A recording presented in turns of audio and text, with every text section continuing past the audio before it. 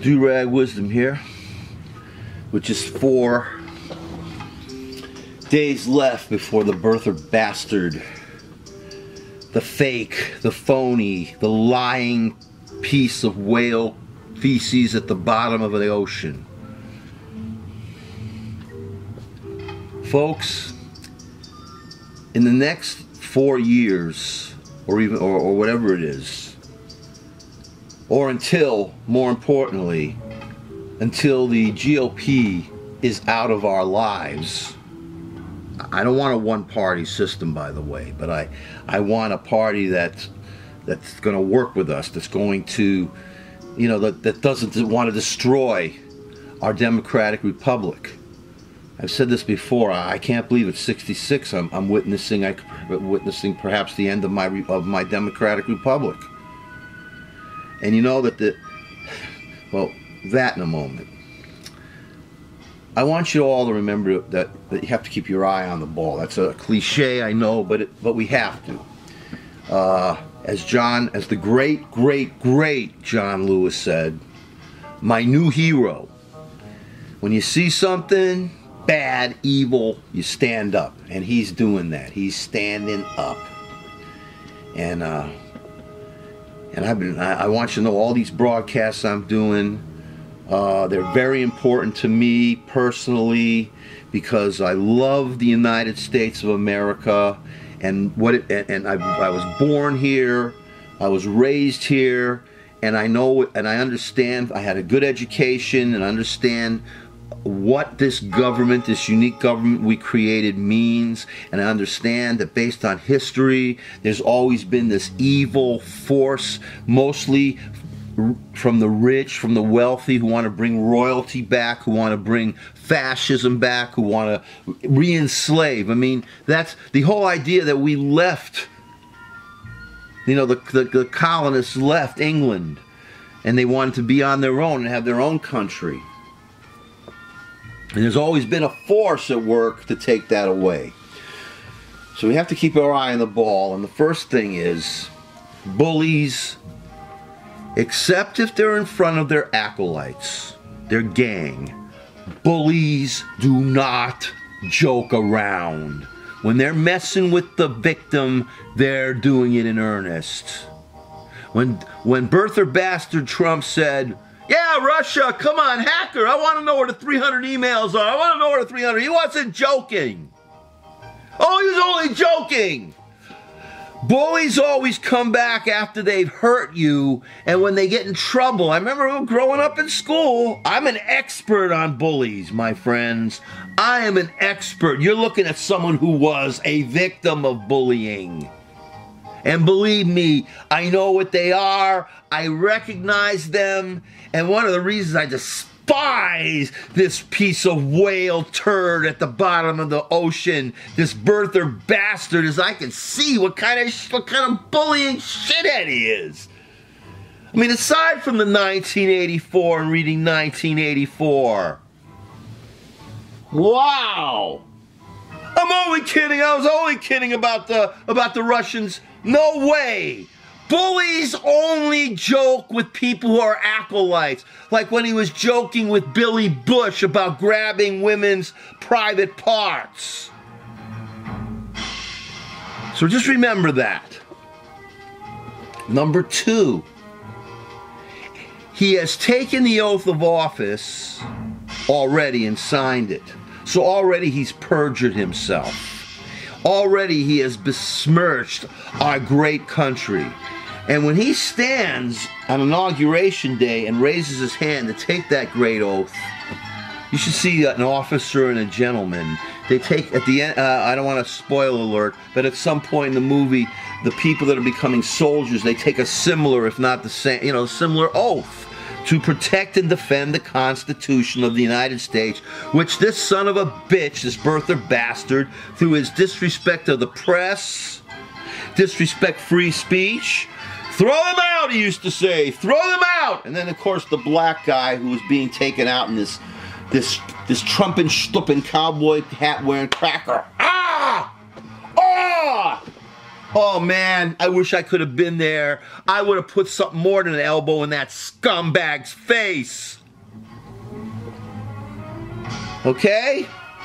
So he is taking his Constitution, he is already lying. He is committing perjury. Just remember that. Because he has not gotten rid of his businesses.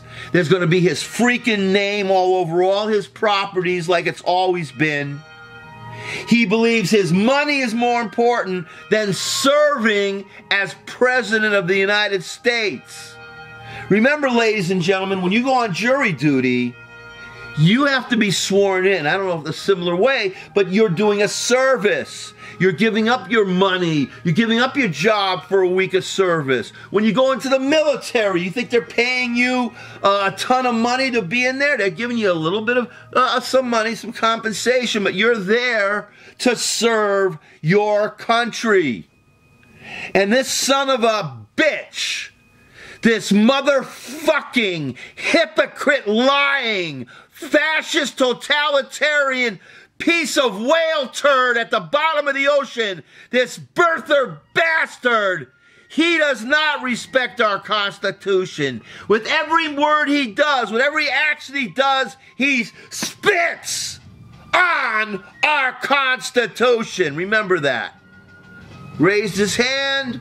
He has people, the emoluments, remember the emoluments? He has people coming to his hotel still. He's getting a benefit from that. And if any member of his family is getting a benefit from that, it's still him getting a benefit. Third, this man, this birther bastard is if not psychotic, he has a personality, is an anti-personality disorder, an antisocial personality disorder, which includes psychopathy, sociopathy. This person is a narcissistic, I would say psychopath, if I'm not mistaken, because a psychopath still has a certain amount of caring for his immediate family. A sociopath may not. See, they're so alike, sociopathy and psychopathy. And this means, remember this, folks, he doesn't care about anything but himself and his immediate family. That's it. He only cares about himself. Please, you're all intelligent, folks. Watch, don't listen, watch the news. Watch his interviews if you can stand them. This is very dangerous for us because he wants to increase nuclear weapons. He's throwing a monkey wrench into the Middle East. He has a bunch of equally psychopathic idiots counseling him, advising him. These are ingredients for a dinner that's going to be so radioactive that we'll be vomiting for eternity. Remember that everything that comes out of this monster's mouth, this is the next thing, is a lie, is a falsehood. Remember, if you've read 1984 as many times as I have, you have to remember that everything that's coming out of this bastard's mouth is a falsehood. You can't believe anything he says. What a nightmare we're in. Okay? This means that you have to depend on the news. I depend on many news sources. I depend on the New York Times. To a lesser extent on the Daily News, which I don't like the Daily News, it's a tabloid. New York Magazine, Keith Olbermann, Rachel Maddow, Keith O'Donnell, Chris Hayes, The Young Turks, Tom Hartman, up to name a few.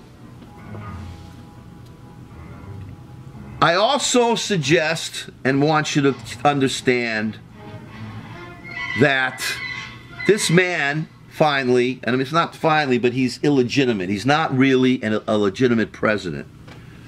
Remember this. Keep your eye on the ball. He lost the popular vote by close to 3 million. Half of this country didn't vote. And by the way, these polls that are coming out, all these negative polls, that represents the entire country, not the 50%. Now the people are waking up, the 50% that didn't vote are waking up and saying, what the fuck did we do? You know, you can lose your democratic republic like that.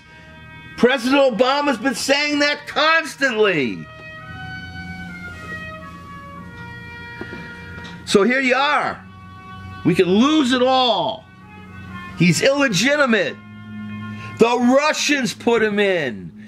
We have a new war, a front on the warfare part, folks. It's not only the battlefield, the skies. It's also, as you know, cyberspace. We're blowing people up with drones from cyberspace. We're making killing like a video game. How sick is that? This is the world we're leaving you, folks. My generation. The people, hippies went out there. Let's protest. Yeah, right. Supposed to change society. Not fuck it up temporarily and say, okay, now we can sell out. Ladies and gentlemen, I have to go. Keep your eye on the ball. Remember, he's illegitimate. Remember, Putin put him in. Remember all the other things I said before. And boycott his inauguration and support every single boycott, protest on your own. Get in his face. And if you don't listen to me now, at least please wake the fuck up.